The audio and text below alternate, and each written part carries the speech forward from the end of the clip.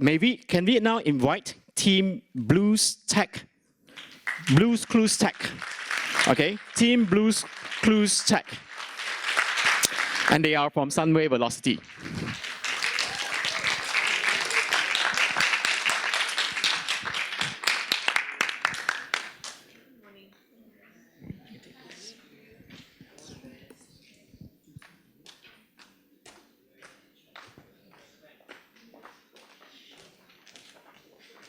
Our world is aging. We are aging. But do you know what does not age for a very, very long time? Trash and waste. SW Corp Deputy CEO Dr. Muhammad Fauzi has revealed, in 2018, Malaysians generated a whopping 38,142 tons of waste per day, roughly double the amount from in 2005. But people have came up with a solution to this problem, the incinerator. With the creation of this incinerator, this problem seems to have a brighter future. The reality is, resolving this issue using existing incinerator ends up in a stagnant result. The good news is we have come up with a green solution to this problem. Introducing you to Trash to Ash Incinerator. My name is Ain. My name is Alia. My name is Camelia. My name is Sophia. And my name is Nelly. And together we are Blues Clues Technology. Now, all of you must be wondering, what is Trash to Ash Incinerator exactly? To put it simply, our incinerator is an eco-friendly incinerator that removes waste without ever compromising the environment. With the ever-arising amount of landfills in Malaysia today, creating our incinerator aligns with our purpose to preserve the environment for the long-term benefit to our stakeholder, such as the public. Thus, let us delve a little bit further into how our machine operates so that all of us can see better how it can benefit us. First, it works on a very simple basis. All we need to do is put the trash inside the provided compartment, which is made up of a refractory material. Second, given the properties of the trash itself, which is highly flammable, all we need is a small fire to ignite the process initially. And once the trash starts to burn, it will produce heat, which will be trapped inside the chamber and undergo a pyrolysis process, which is a decomposition of materials under elevated temperature. Next, every burning process comes with the harmful gases, and this is where our second compartment of the machine comes into play, which is the elaborate filtration system consisting of a nanogreen technology which both antibacterial and can remove all the harmful compound of the gas, and in the end only output steam into the air. But don't worry, because this steam will be completely odorless, colorless, and harmless in any single way. Lastly, the main point that I would like to stress here about our product is that as long as there is trash keep being fed inside it, it can run without any supporting resources at all and can burn up to 2,000 kilograms of trash every single day, amounting to 50,000 kilograms per month, and this is for a single machine. And as for the byproduct, which is ash, we can convert it into ink or pencil lead. Next, allow me to invite my partner Sophia to elaborate further on the next strategy. There are a few advantages of using our machine, Trash to Ash. Firstly, our machine is friendly to the environment. Next, our machine only requires low cost to maintain. Thirdly, our machine is designed for long-term use. And lastly, our machine comes in a medium size. Here is a side-by-side comparison of an average man and our machine. The only existing competitor that we have would be the municipal waste incinerator. But what actually differs our Trash to Ash from this waste incinerator? First and foremost, our Trash to Ash only requires zero energy to be generated. You would only need to light a small fire onto one piece of the rubbish, let it spread and do the work. Unlike the waste incinerator, you would need a high amount of resources consist of fuel and electricity. Next, our machine only requires low cost to maintain, as you only need to purchase the machine itself. However, for the waste incinerator, you will need to purchase the whole land and even cost higher money to run and to maintain it. Thirdly, in terms of space capacity, our machine only needs a small space to place. However, for the waste incinerator, you will need to purchase the whole land to build. Lastly, Since our machine runs continuously and consumes rubbish proportionally, only minimum number of labor is needed to move the trash into the machine. However, for the waste incinerator, since the rubbish around is piled and form a landfill, a lot of labors would be needed to move the trash into the waste incinerator. Moreover, since it uses fuel and electricity, high amount of labor is needed as a lot of monitoring work needs to be done. Now, you all must be wondering about our marketing strategies. Camelia, why don't you explain further to them? Who is our target market? As we all know, all of our countries' waste and garbage are managed by our country's government. Therefore, we are planning to promote and sell our product to the Malaysian government, such as the Ministry of Water, Land and Nature Resources. The government is trying to search for ways to get rid of all of this waste and garbage. Therefore, we thought that it would be a great idea to reach out to the government and form a partnership with them. Besides, local industries such as manufacturing industries and food and beverage industries are also one of our major target markets as they produce a lot of waste every single day. Without proper marketing strategies, people just won't know about the existence of our product. Therefore, we are planning to participate in environmental exhibitions and conferences such as the International Green Tech and Eco Products Exhibitions and Conference Malaysia as an opportunity not just for direct sales and marketing, but also for strengthening our brand and positioning our business as a leader in this industry. Thus, participating in these events allows us to gain feedback on how we should improve and expand our business. Besides, we will also establish our very own official website to provide information and publish videos so that everyone can gain insights on how our product works, as well as access to the customer service regarding any issues about trash to ash. Besides, customers can also purchase our product online through our official website. Now, Ain, can you elaborate more about our financial department? The cost of each of our product is 70,000 and our selling price per unit is 100,000 at a profit margin of 30%. Here is the breakdown of our total cost. Our revenue shows an increasing number throughout 3 years. Our break-even is expected to be achieved at only 12 units, which means we will start to generate profit in the first year of operation. I strongly believe that our potential investors will be really interested on our return on investment statement, as our return on investment increases by 111% from the first year up to the third year.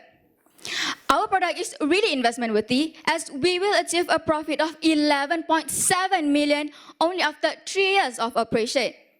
We, the partners of BlueScrews Technology, have decided to invest a total of 500,000 into our product. However, we still require another 4.5 million from our potential investors. Here is our capital investment allocation. Now, I would like to invite my colleague Aliyah to further explain on risk and risk management. For every business, there are always risks, and here is where I come of importance. In BlueScrews Technology, our main risk is competition risk. Since our product is going for a differentiation strategy, we are more prone to be exposed to bigger companies duplicating our product and sell it with a cheaper price, as they have already reached an economies of scale. To prevent that, we will patent our product and the processes involved in producing it. Furthermore, we will also invest in our research and development to further develop the features of trash to ash so that it could remain competitive in the future. Next, we might be exposed to operational risks, where our product may malfunction due to human errors or quality risk during the processes. With that, quality control will be done for every batch to ensure quality compliance is accepted before distribution. But sometimes, however, these products may malfunction and received by the customers, in which a warranty for 3 years will be given, and we will ensure competent customer services are given to cater to these customers' needs. Moving on to our business milestones. In the year 2022, we are planning on expanding our market internationally, specifically Asian countries. By the year 2027, we aim to reach the global market alongside with intensive research and development so that our product could remain competitive in the future. With our business presentation, I hope that it can convince you to invest in our Trash to Ash, as we believe that Trash to Ash can make the world a better place for you, for me, and the entire human race. As our motto goes, don't be greedy, it's time to be greeny. I hope you enjoy our presentation. Thank you.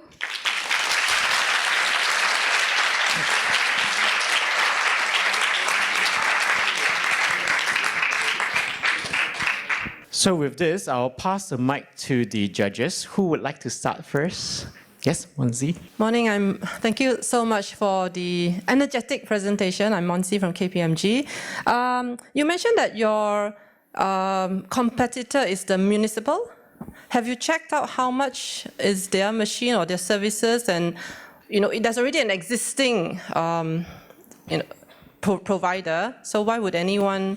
What's the compelling reason for people to choose you? Thank you. Thank you for your question, Ms. Monze. Okay, so our existing competitor, which is a municipal waste incinerator, already exists in Malaysia. But the cost to build one incinerator of this municipal waste incinerator cost the government 750 million to build one, because it is a large factory. But 750 million doesn't include the cost of them having to hire labor, them having to do the waste management, to deliver all the trash. They have to consider the fuel and electricity. So the cost is actually 750 million and additional costs. So the government in Malaysia right now, there is quite a few, the municipal waste incinerators, such as in Langkawi, but they have become obsolete these days because of the running cost is too high. So that's why the government is actually trying to look for an alternative with a lower cost. And I think that our product can offer that at a lower cost, which is 100,000. And at the same time, we created our product with an objective where our product is small, medium size, so we can distribute it all over Malaysia. While the municipal waste incinerator is static in one location. So that means all the trash needed to be delivered there. So we created a product that can be distributed, and so that all the states in Malaysia can remove waste with ease. Thank you. Hi, good presentation. I have two questions regarding your ROI. The first one is the basis of the ROI from 27% to 138%, and what are the strategies for you to achieve it? Okay, so for the return of investment, because we are targeting the government, so we are actually, as we mentioned earlier in the slide before, we are trying to form a partnership with the government. So through the partnership, how we are going to get our profit is that we are trying to form a partnership where we'll offer a certain numbers of our product to the government. Year by year, we're going to make a contract so that we are going to supply to the government. So this like assure that we will get profit from this product. And why it increases, the ROI increases from year 1 to year 3 is that we plan to make the contract with the government where year by year we will supply our product in increasing number so that it can be distributed all over Malaysia more widely. Excuse me, I would like to add. Now, for the first year of operation, we are planning to place our incinerator in the landfills in Malaysia, and over the years, we are planning to distribute it widely all over our nation, such as the house residency area and local industries. Thank you. Thank you. Thank you. So I've got, I think I'm quite amazed with your confidence on stage. It is so well rehearsed. You must have done a lot of work, so congratulations on that one there. Yeah. So I've got a question. If the product is very good, obviously, there must be some people already thinking about doing similar. My question is, I've got a few, but maybe one, just answer one. What about logistics and supply chain? You're talking about a machine, although you're saying that they will be everywhere, in neighborhoods, in the kampong areas, in cities and all that. What about who's going to transport the waste? Where are you going to park the waste? Are the consumers, we ourselves, are going to put the waste into the machine? So who are paying for all this? Have your cost, included those considerations? Yeah. Our supplier is from China. most of our components are outsourced from China, which is the Qingdao Olympia Heat Energy Equipment Company Limited. So they will ship all the components in Malaysia, where we have our factory in Shah Alam, where we assemble the product in Malaysia.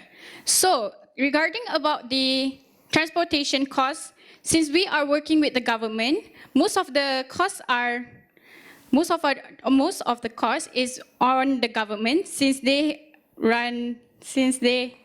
waste collection management is the responsibility of the government. So since we will be working with the government, they will send the waste to the landfill, and the incinerator will be placed in each of the landfill so that we could eliminate all the trash from the landfill.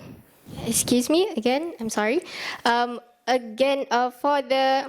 the waste management system in Malaysia is already exists. So we create trash to ash to place it on the landfill to reduce the amount of the trash in the landfill. So the waste management system will continue as it is now, as in the transportation, all the labor is how it is now in the waste management system.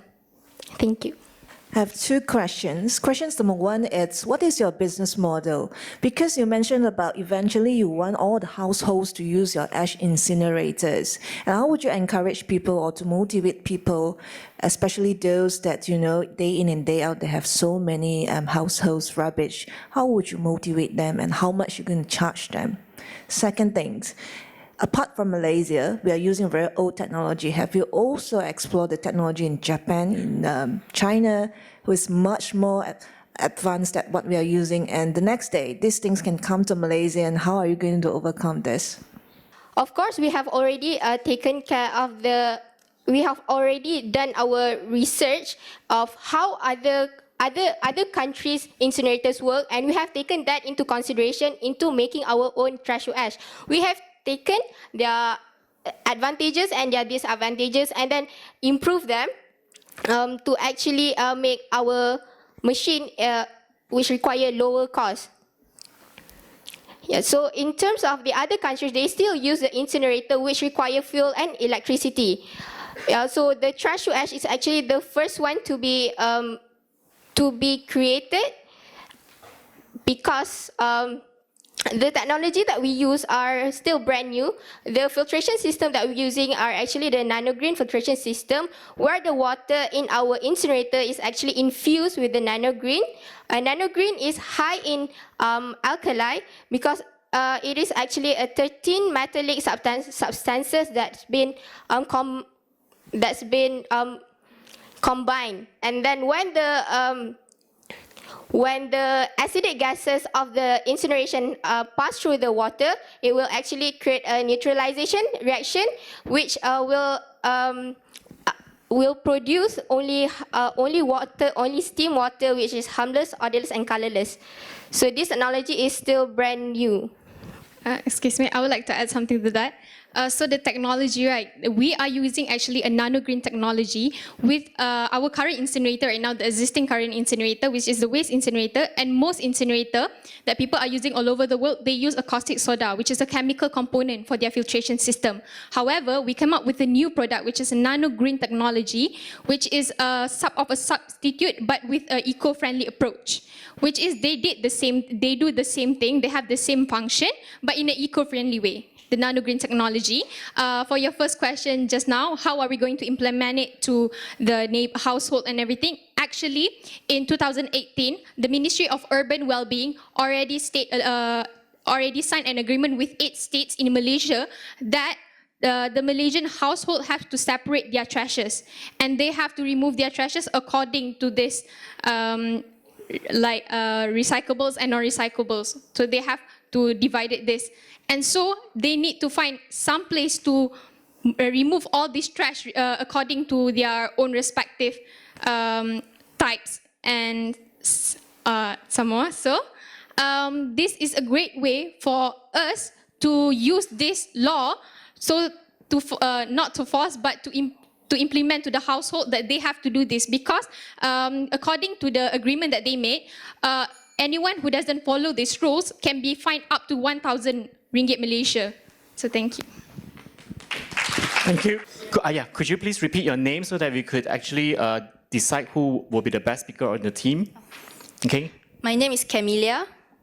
My name is Sophia. My name is Nur Alia. My name is Ain. And my name is Nelly. All right. Thank you very much.